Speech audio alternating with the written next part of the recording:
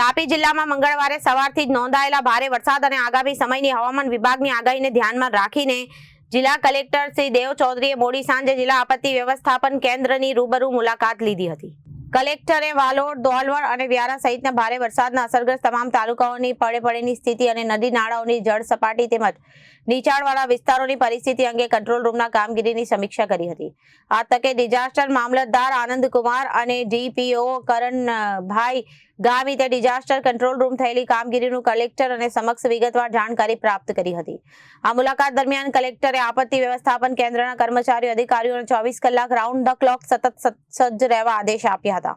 તેની સાથે જિલ્લાની તમામ આપત્તિ વ્યવસ્થાપન ટીમો અને લાયઝન અધિકારીઓને કોઈ પણ કટોકટીની સ્થિતિમાં ત્વરિત બચાવ અને રાહત કામગીરી શરૂ કરવા માટે અલર્ટ રહેવા તાકીદ કરી।